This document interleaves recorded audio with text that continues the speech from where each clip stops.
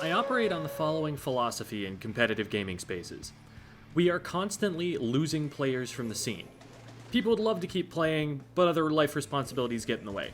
People find a different game they love even more. People stop playing video games altogether. And even if I'm shaking people down for melee money matches in my nursing home, I'll pass away eventually. No one is going to play forever. As such, the only way for that scene to continue to exist in the future is for it to attract new players, and to do so at least the rate that will replace the ones leaving. It's an existential imperative for us to continue to bring new people into the community and to inspire the same passion for the game that we have in them. What's more, if that growth can be accelerated, we can do more than just continue to exist. We can start to become more attractive for sponsorship, leading to more professional tournament organization and production. That more professional production will, in turn, bring more people to the game by building more accessible narratives, making the players and personalities in the scene better known, and reaching more people who might be interested in becoming players themselves.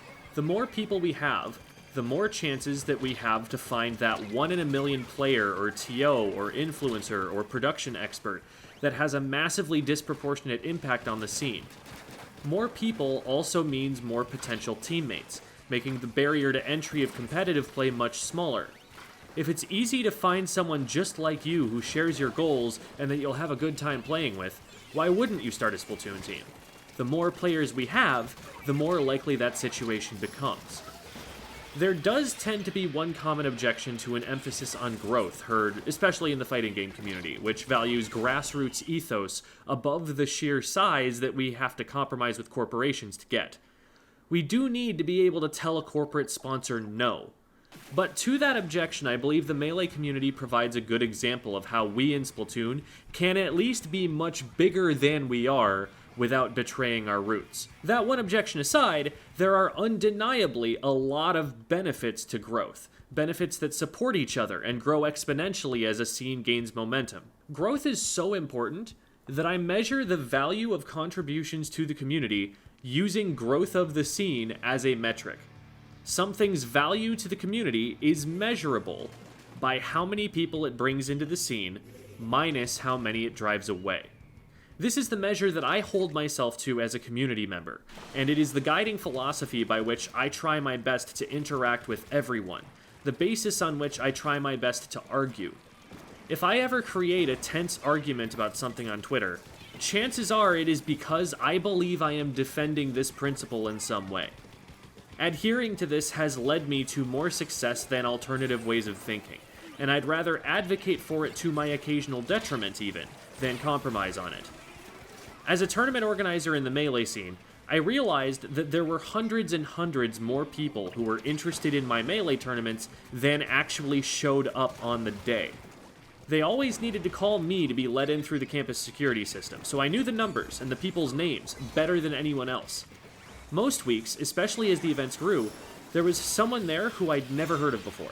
I'd walk around campus sometimes and hear people I didn't know informing each other that people played Smash on Friday nights in that one room of that one building. So why were we only getting 25 people to show up in a week? More people clearly loved the game and grew up with it the way I did. What was stopping them from giving it a try? I started trying to put myself in their shoes as they walked into the room before the tournament bracket. When I walk through those doors, everyone knows my name and is saying hi to me, or yelling out some stupid inside joke we share, or being like, hey, put me in bracket. When someone new walks through, though, what happened to them? We had people who were more comfortable and familiar, the regulars, joking and laughing loudly about some crude joke that a new player would have no hope of understanding. It was understandable that new players wouldn't feel comfortable approaching and trying to make friends there. Some of the players they'd see walking in would be considerably older than them, by as much as a decade sometimes, because it was a community event, not just a school event. People at setups would be so excited to teach new players that they'd just overwhelm them with more information than a person can process in that amount of time, and it'd feel like there was too much of a barrier to entry, too much practice they'd have to invest before they'd ever feel like they could compete. I also realized that, being new, they wouldn't know anyone yet. and that I needed to play a more active role as an organizer to be a person they felt they knew, and introduce them to people they might like to know if they were to feel socially connected instead of alienated. The odds are honestly stacked against a new player being swept up and inspired enough to walk into that room as a stranger. It was more likely that they stayed if they already had friends there, or if they'd been watching YouTube content for a year beforehand and felt like they understood enough about the community and the game to walk in and feel at home.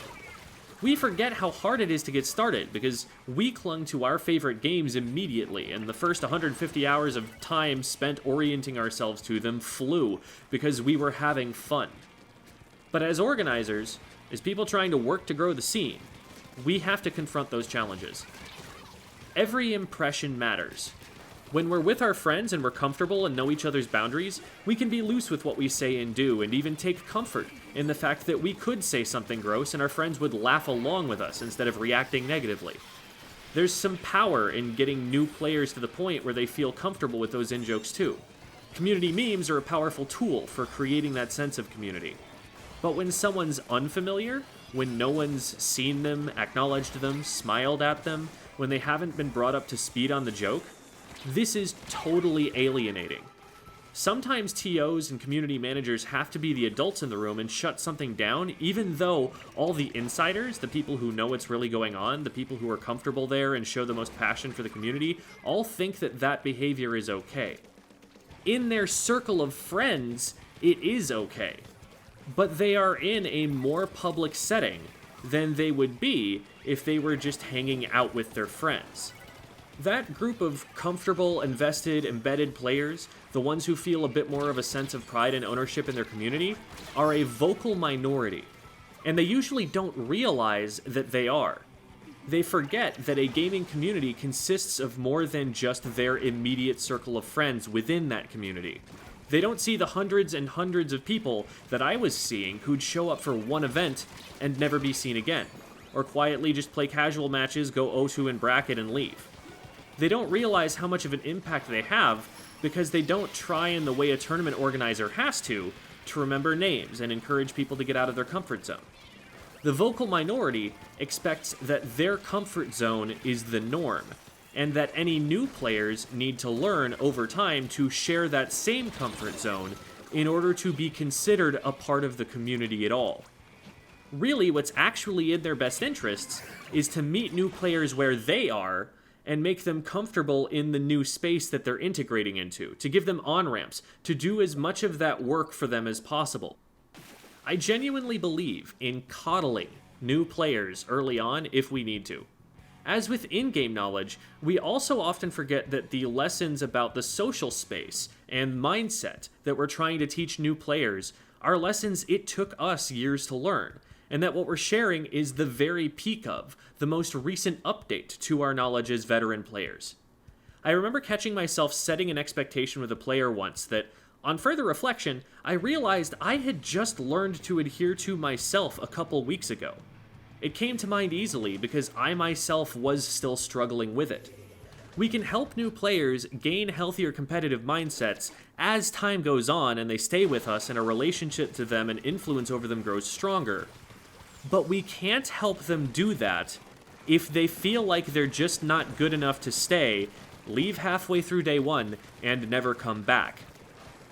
It is this framework that guides the original plans for the Squid School channel. I am not a coach for top-level teams, as I'm not a top player myself and am less knowledgeable about how they play than I'd want to be in order to do that. My goal isn't to be the one pushing already elite players even higher, but to help newer players get started, of whom there are more than there will ever be elite players. This is why it makes sense for people other than top players to be commentators. They're not telling the story of the match to other people who already know the story. They're telling the story to the many, many more newer players who don't know it yet. The people who aren't there competing. The people dipping their toes in to see if it's somewhere they want to swim. We may have gotten upwards of 300 players at Riptide, but we had thousands of people who tuned into the stream at one point or another. We need to recognize that we who are in the know about competitive Splatoon are the vocal minority. that it's our job to manage impressions people have of us. I try very hard to manage those impressions, and therefore I don't think it's any coincidence that I had so many people come up to me at Riptide and say that they wouldn't be there at that event if not specifically for me and my content. I also don't think it's any coincidence that people tell me they feel disconnected from top-level players, like they don't know where to go to learn the game at a higher level. Where are they going to find them? At a Melee tournament, at least before Slippy, you could go to a local weekly with 20 people and expect that one or two of them was probably among the best players in the country. It was the watering hole for everyone. It was just where you went to play, from the best to the worst, and the worst getting access to the best was expected and celebrated. In Splatoon, we've got Twitter and we've got Discord. If you don't know who the best players are, you don't know who to follow on Twitter. And if you don't find out about or gain access to the right Discord servers, you won't end up brushing shoulders with anyone who's a top player there either. You know who new players do feel connected to, though? Content creators. Most people don't know Chara because he's a top-level player. Most people know him because he's a YouTuber. Jmoji is not at the same level of competitive play as Dude, but he's got 5 times as many YouTube subscribers, and that's on a very large competitive channel. This is what we mean when we say we need top players to build their brand. Winning significant matches in tournament and climbing looty divisions, scrimming in plus servers, that's how you get better at the game, and that's how you get better known among players you want to play with or tournament organizers who need to seed you in brackets. But that does absolutely nothing to grow the community. What matters to the community is not who you 2-0'd and that you have in your Sendu profile. It is the audience you bring, the stories the casters can tell about you, your personality when you interact with people who don't know you. How many people can say that they started playing the video game because of something that you did? You don't have to be a full-blown influencer just to have this impact. Kyo streams all the time and gets a sizable audience doing so. He's got a big personality and knows how to work a crowd.